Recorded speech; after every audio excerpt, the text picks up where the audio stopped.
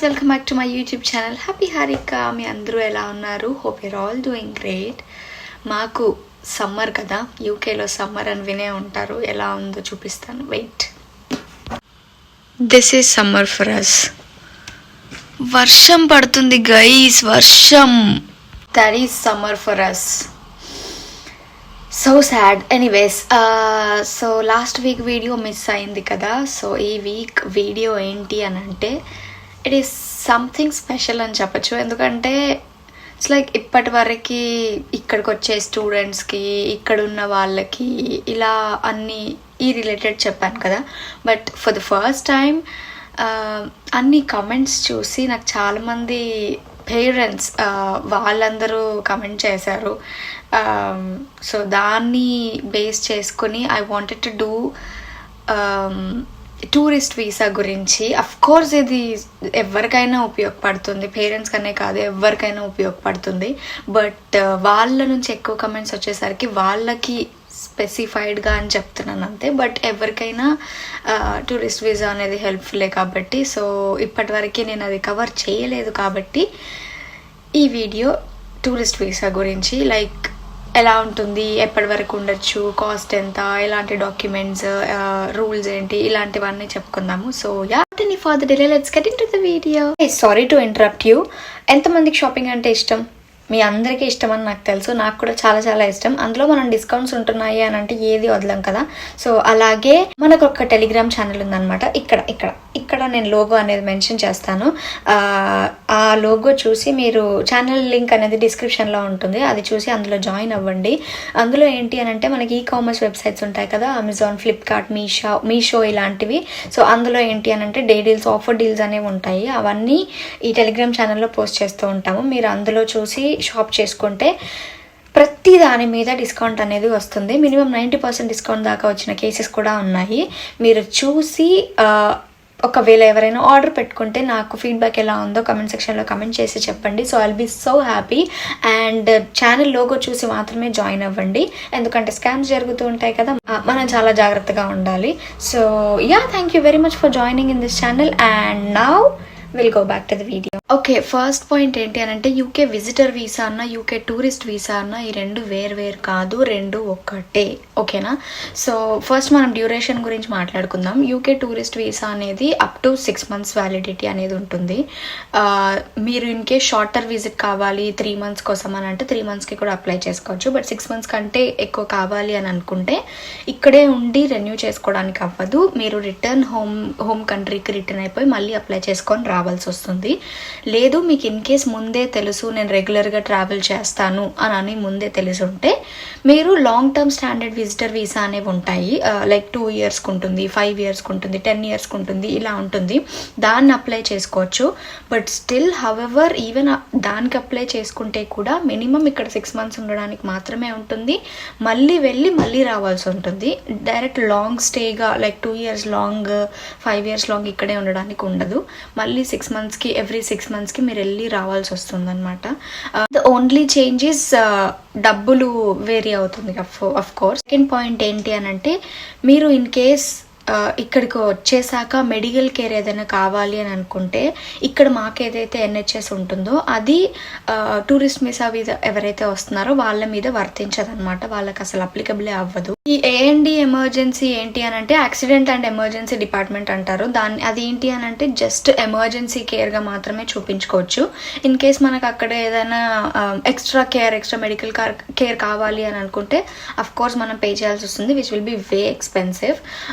అది మెడికల్ గురించి. And next ఏంటి అని అంటే కొంతమంది స్టూడెంట్స్ ఏంటి అంటే 6 months కోర్స్ డ్యూరేషన్ ఉన్నవి ఆప్ట్ చేసుకుంటూ ఉంటారు కదా, వాళ్ళకి కూడా ఇది బెస్ట్ ఆప్షన్ అనమాట. వాళ్ళు కూడా ఇక్కడ 6 months కోర్స్ చేసుకోవచ్చు ఆ టూరిస్ట్ వీసా మీద వచ్చి, which is good thing. And but having said that any public funds ఇక్కడ ఏదైతే ఉంటుందో అవి ఏమీ క్లెయిమ్ చేసుకోలేము, ఏ బెనిఫిట్స్ మనకి రావు టూరిస్ట్ వీసా మీద. ఓకేనా? అండ్ నెక్స్ట్ పాయింట్ ఏంటి అని అంటే requirements. Of course tourist visa రావాలి అని అంటే ఎలిజిబిలిటీ రిక్వైర్మెంట్స్ అనేవి ఉంటాయి, అవి మనం పాస్ అయితేనే వస్తుంది. అఫ్ కోర్స్ దాంట్లో ఫస్ట్ మెయిన్ థింగ్ ఏంటి అని అంటే మనకి జెన్యూన్ వ్యాలిడ్ రీజన్ ఉండాలి. ఏ రీజన్ పడితే ఆ రీజన్ పెట్టి రాలేము, యాక్సెప్ట్ చేయరు. జెన్యూన్ వ్యాలిడ్ రీజన్ ఏంటి అని అంటే లైక్ ఫ్యామిలీని విజిట్ చేయడానికి వస్తున్నాము, లేదా టూరిస్ట్ ప్లేసెస్ ఉంటాయి కదా ఇక్కడ ఈ కంట్రీలో, అవి చూడడానికి వస్తున్నాము, లేదా బిజినెస్ పరంగా వస్తున్నాము, లేదా ఇంకా వేరే కొన్ని యాడ్ చేశారు మొన్న 31st Jan 2024 నుంచి మనం ఇక్కడ రిమోట్ వర్క్ చేసుకోవచ్చు, రీసెర్చ్ వర్క్ ఏదైనా చేసుకోవచ్చు, బిజినెస్ పరంగా చేసుకోవచ్చు. అండ్ ఇంకొకటి ఏంటి అని అంటే పెయిడ్ ఎంగేజ్మెంట్స్ కూడా allowed. I mean for example ఏదైనా ప్రొఫెషనల్స్ ఉంటారు ఇక్కడ కాన్ఫరెన్సెస్ ఇవ్వడానికి లేకపోతే అటెండ్ అవ్వడానికి, ఇలాంటివి ఏమైనా ఉంటాయి కదా, అవి కూడా చేసుకోవచ్చు. బికాజ్ అవి ఇంతకుముందు లేకుండే ఈ రూల్స్ అన్ని, ఈ రిమోట్ వర్క్, రీసెర్చ్ వర్క్, ఈ పెయిడ్ ఎంగేజ్మెంట్స్ థింగ్ ఇవన్నీ రీసెంట్గా 31st Jan 2024 నుంచి ఇంప్లిమెంట్ అయినవే. ఇంతకుముందు అయితే ఇవన్నీ లేకుండే, which is good thing again. And second ఏంటి అని అంటే ఫినాన్షియల్ సపోర్ట్. మీరు మీ అకౌంట్లో చూపించుకోవడం కానీ, లేదా మీకు సపోర్టర్ ఎవరైనా ఉన్నారు, వాళ్ళు మీ ఎక్స్పెన్సెస్ మొత్తం బేర్ చేస్తారు అని వాళ్ళకి సపోర్ట్ చూపించాలి. ఇది మెయిన్ థింగ్. థర్డ్ థింగ్ ఏంటి అని అంటే అకామిడేషన్. అఫ్ కోర్స్ మీకు అకామిడేషన్ ముందే ఉండాలి. లైక్ మీరు ఎవరైనా విజిట్ చేయడానికి వెళ్తున్నారంటే వాళ్ళ అకామిడేషన్ డీటెయిల్స్ ఇవ్వడం. లేదు అని అనుకుంటే మీకు ఇన్ కేస్ ఏదైనా విజిట్ చేయడానికి వచ్చారు అని అనుకుంటే ఏదైనా హోటల్ అకామిడేషన్ కానీ ఇవి ముందే ప్రొవైడ్ చేయాల్సి వస్తుంది. లేదు ఎవరైనా సపోర్టింగ్గా ఉంటే మీకు వాళ్ళ నుంచి మళ్ళీ రిటర్న్ మీకు వాళ్ళు ఇన్ కేస్ టెనెంట్ అయ్యి ఉంటే వాళ్ళ ల్యాండ్ ఓనర్ దగ్గర so and so consent form తీసుకోవాలి. ఇలా so and so family members వస్తున్నారు ఉండడానికి ఓకే అన్నట్లు ఒక కన్సెంట్ లెటర్ అనేది ఉంటుంది, అది ప్రొవైడ్ చేయాలి మీ సపోర్టర్ ఎవరైతే ఉంటారో వాళ్ళు. నెక్స్ట్ రిక్వైర్మెంట్స్లో 4th పాయింట్ ఏంటి అని అంటే justification while leaving. Of course మీకు 6 months వ్యాలిడిటీ అయిపోయిన తర్వాత వెళ్ళేటప్పుడు లిటరలీ బేసిక్గా మీది అయిపోయింది, టైం వెళ్ళిపోతున్నాము, లేదా వచ్చిన పని అయిపోయింది. అఫ్ కోర్స్ మీరు టూరిస్ట్ బేస్ మీద వస్తే విజిటింగ్ ప్లేసెస్ అయిపోయాయి సో నేను వెళ్ళిపోతున్నాను, లేదా ఫ్యామిలీ కోసం చూడడానికి వస్తే ఆ పని అయిపోయింది వెళ్ళిపోతున్నాను. బేసిక్గా ఇక్కడ ఈ హోమ్ కంట్రీ నుంచి మీరు వెళ్ళిపోతున్నారు అని వాళ్ళకి ప్రూఫ్ అంతే. సో అది కూడా ఒక రిక్వైర్మెంట్ కిందకే వస్తుంది. నెక్స్ట్ డాక్యుమెంట్స్ రిలేటెడ్ చెప్పాలి అని అంటే సేమ్ ఏదైతే నేను రిక్వైర్మెంట్స్ చెప్పానో దానికి రిలేటెడ్ డాక్యుమెంట్సే మ్యాండేటరీ ఉండాలన్నమాట. ఫర్ ఎగ్జాంపుల్ ఫినాన్సెస్ చెప్తే ఫినాన్సెస్కి లాస్ట్ 6 months బ్యాంక్ స్టేట్మెంట్స్ అడుగుతారు, లేదా పే స్లిప్స్ ఇక్కడ వాళ్ళు అప్లై చేసుకుంటే పే స్లిప్స్ అడుగుతారు 6 monthsవి. లేదు అకామిడేషన్ చెప్తేనేమో అకామిడేషన్ రిలేటెడ్ ఇక్కడ టెనెంట్ అయితే ల్యాండ్ ఓనర్ కన్సెంట్ ఫామ్ అడుగుతారు, లేదా ప్రాపర్టీ వాళ్ళే ఓన్ చేసుకుంటే ప్రాపర్టీ బేస్డ్ లెటర్ ఉంటుంది కదా, ఓన్ చేసుకున్నట్లు ఆ లెటర్ సబ్మిట్ చేయాల్సి వస్తుంది. ఇక్కడ వాళ్ళు ఫర్ ఎగ్జాంపుల్ నేను మా పేరెంట్స్ని ఇన్వైట్ చేస్తుంటే ఇన్వైట్ లెటర్ అనేది ఒకటి ఉంటుంది అనమాట. వేర్ యుల్ సే స్పాన్సరర్ నేనే అన్ని బేర్ చేస్తాను, అకామిడేషన్ నాదే, ఫినాన్సెస్ నాదే, సపోర్టింగ్గా నేనే ఉంటాను అని అనుకుంటే మీరు ఇన్వైట్ చేస్తున్నట్లు ఒక లెటర్ ఉంటుంది, ఆ లెటర్ సబ్మిట్ చేయాల్సి వస్తుంది. సబ్మిషన్ డాక్యుమెంట్స్ అన్నీ ఇవి అనమాట. సో నెక్స్ట్ ఏంటి అని అంటే అప్లికేషన్ ప్రాసెస్ గురించి చెప్పాల్సిన అక్కర్లేదు, ఎందుకంటే అది చాలా స్ట్రైట్ ఫార్వర్డ్ ప్రాసెస్, మీకు మీరే చేసేసుకోవచ్చు. బట్ మెయిన్ పాయింట్ ఏంటి అని అంటే ఈ ట్రావెల్ ఏజెంట్లకు వెళ్ళడం, కన్సల్టెన్సీలకు వెళ్ళడం ఇవన్నీ మానుకోండి, పైసలు బొక్క. ఎందుకంటే అది మనమే చేసేసుకోవచ్చు అనమాట. సో అఫీషియల్ వెబ్సైట్ ఎవరికైనా కావాలి అంటే నేను డిస్క్రిప్షన్లో మెన్షన్ చేస్తాను, make use of it. Official వెబ్సైట్కి వెళ్ళిపోయి బేసిక్ పర్సనల్ డీటెయిల్స్ ఉంటాయి కదా, name, surname, date of birth, passport details, ఈ డీటెయిల్స్ అన్నీ అడుగుతారు. అవన్నీ ఫిల్ చేసేసి ఏదైనా ఎక్స్ట్రా ఇన్ఫర్మేషన్ ఉంటే కూడా అవి కూడా ఫిల్ చేసేసి దెన్ డాక్యుమెంట్స్ పార్ట్ వస్తుంది. డాక్యుమెంట్స్ ఏవైతే సబ్మిట్ చేయాలో అప్లోడ్ చేయాలో అవన్నీ అప్లోడ్ చేసేసేయండి.